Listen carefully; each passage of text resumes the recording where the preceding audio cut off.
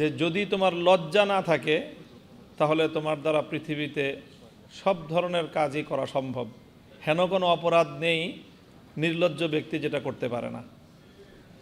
এই জন্য আল্লাহ রসুলের মৌলিক শিক্ষার মধ্যে এই নির্লজ্জতাকে রোধ করার জন্য অনেক গুরুত্ব দেওয়া হয়েছে। এই কথাটা এই জন্য বলছি, আমি জানি না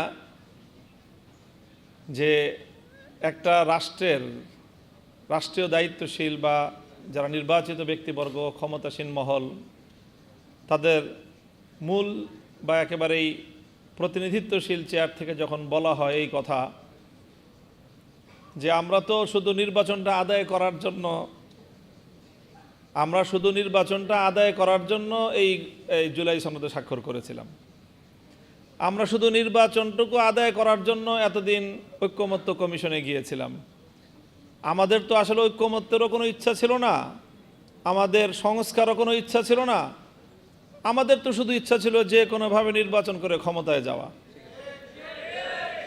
এই কথা যদি একটা শাসক মহলের প্রতিনিধিত্বশীল ব্যক্তিরা বলতে পারে তো আমার কাছে তো আমার মনে হয় যে আকাশ ভেঙে পড়ার মতো।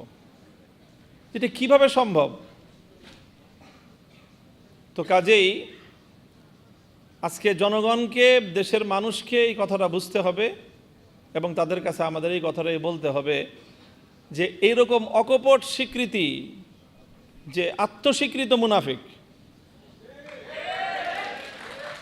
স্বঘোষিত মুনাফিকি করলো, এরপরে কিভাবে তারা তাদের এই দেশের মানুষকে শাসন করার লেজিটিমেসি থাকতে পারে, এটা আমার বুঝে আসে না। আমরা স্পষ্টভাবে বলি এবং মনে করি, গতকালকেই তো এবি পার্টির এখানে এই মঞ্চেই প্রতিষ্ঠাবার্ষিকী ছিল, সেখানে আমি সংক্ষেপে আমাদের যে বর্তমান আন্দোলন, গণভোটের রায়, জুলাই সনদ, সব কিছুকে কেন্দ্র করে আমি এই সব আমাদের দাবি দাওয়াকে সামারি করে 4টা পয়েন্টে বলেছিলাম। আবারও সেই কথাটা পুনরাবৃত্তি করছি যে আমরা সরকারের কাছ থেকে 4টি বিষয় চাই। প্রথম হলো যে আমরা সংবিধানের সংস্কার চাই, কোনো যদি কিন্তু ছাড়া।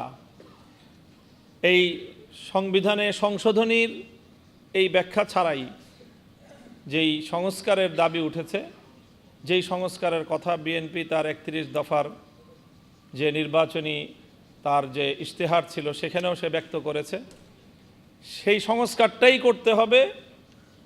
অন্যথায় আমাদের বিরোধী দলীয় চিফ হুইপের ভাষায়, আজকের সভাপতির ভাষায়, তাহলে আমরাও আবার সেই সংবিধান পুনর্লিখন, নতুন করে রচনা করার পথে হাঁটব। এটা শুধু নাহিদ ইসলামের একার কথা নয়, এটা আমাদের সবার কথা। স্পষ্ট বার্তা বিএনপির প্রতি যে সংবিধান সংস্কার না করেন আমরা সংবিধান আবার পুনর্লেখন করব ইনশাআল্লাহ। আমরা দ্বিতীয় যে আমাদের বাংলাদেশের মানুষের যে অভিপ্রায়, বিপ্লবের যে অভিপ্রায়, সেটা হলো আমরা ক্ষমতার বিকেন্দ্রীকরণ চাই এবং আমরা ক্ষমতার মধ্যে একটা ভারসাম্য চাই। এই ক্ষমতার বিকেন্দ্রীকরণ এবং ভারসাম্য আনয়নের জন্যই প্রধানমন্ত্রীর হাত থেকে প্রায় 5টা গুরুত্বপূর্ণ নিয়োগের দায়িত্ব রাষ্ট্রপতির হাতে ন্যস্ত করার প্রস্তাবনা করা হয়েছে, জুলাই সনদের মধ্যে অন্তর্ভুক্ত করা হয়েছে। মানবাধিকার, তথ্য, আইন এই কমিশনগুলোর এবং বাংলাদেশ ব্যাংকের ও এনার্জি রেগুলেটরি কমিশনের এই জায়গাগুলোতে রাষ্ট্রপতির হাতে নিয়োগের দায়িত্ব অর্পণ করা হয়েছে। স্থানীয় সরকারকে স্বায়ত্ত শাসন দেওয়ার প্রস্তাবনা রয়েছে এবং বিচার বিভাগের যে সার্বিক যে স্বাধীনতা এবং স্বকীয়তা, সেটা বিচার বিভাগ এবং সুপ্রিম কোর্টের হাতে ন্যস্ত করা হয়েছে। এই প্রস্তাবনাগুলো বাস্তবায়নের মাধ্যমে আমরা মনে করি যে ক্ষমতার বিকেন্দ্রীকরণের যে আমাদের দীর্ঘদিনের যে দাবি, জনদাবি এবং ভারসাম্য প্রতিষ্ঠার যে একটা অভিপ্রায়, সেটা বাস্তবায়িত হবে। এটা হলো আমাদের দ্বিতীয়। তৃতীয় হলো আমরা রাষ্ট্রের মধ্যে দলীয়করণ এবং দুর্নীতিমুক্ত প্রশাসনিক কাঠামো চাই। কাজে এখানে পিএসসি, দুদক এবং মহাহিসাব রক্ষক সহ এই জাতীয় গুরুত্বপূর্ণ জায়গাগুলোতে নিয়োগের যেই ব্যবস্থা বা নিয়োগের যেই সিস্টেম, সেটা বাছাই কমিটির মাধ্যমে এই নিয়োগগুলোর ব্যবস্থা করতে হবে। দলীয়করণ এবং দুর্নীতিমুক্ত একটা সমাজ এবং একটা রাষ্ট্র আমরা গড়তে চাই। চতুর্থ হলো আমাদের নিরপেক্ষ এবং স্বচ্ছ একটা নির্বাচন চাই।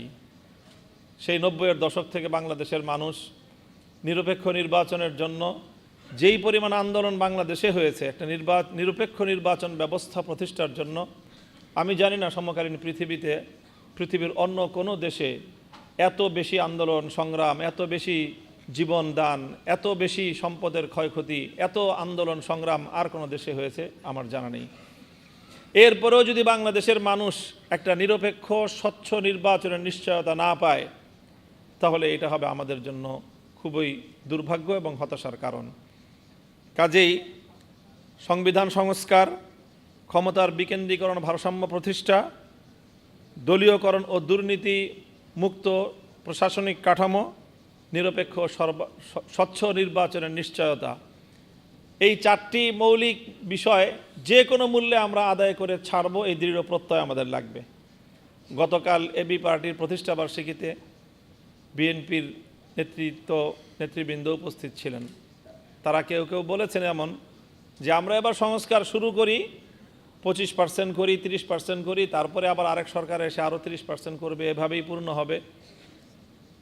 সে কথাটা ধরেই বলতে চাই, যদি অনেক দাবি আছে, জুলাই সনদ এবং গণভোটের যে বিষয়গুলি বাস্তবায়ন হওয়ার কথা, দ্বিকক্ষের উচ্চকক্ষ যেই পিআর পদ্ধতিতে হওয়ার কথা, এই সব বিষয়গুলোকে সামনে রেখে জনতার যে মৌলিক চাহিদা, বিপ্লবের যে মূল অভিপ্রায়, একটা সুন্দর স্বচ্ছ এবং নিরপেক্ষ দলীয়করণ মুক্ত, ফ্যাসিবাদ মুক্ত, দুর্নীতি মুক্ত একটি সুন্দর সমাজ বিনির্মাণের পথে আপনারা অগ্রসর হন। এতে আপনাদের মঙ্গল হবে এবং কল্যাণ হবে। আর না হলে এর পরের যে বিপ্লবটা হবে, সেই বিপ্লবের মধ্য দিয়ে বিএনপি ইতিহাসের আস্থা করে নিক্ষিপ্ত হয়ে যাবে। কাজেই আমরা ধীরে ধীরে জাতির কাছে আমাদের বার্তাগুলো পৌঁছানোর মধ্য দিয়ে আমরা বিপ্লবের প্রস্তুতি গ্রহণ করব। আসসালামু আলাইকুম ওয়া রাহমাতুল্লাহ।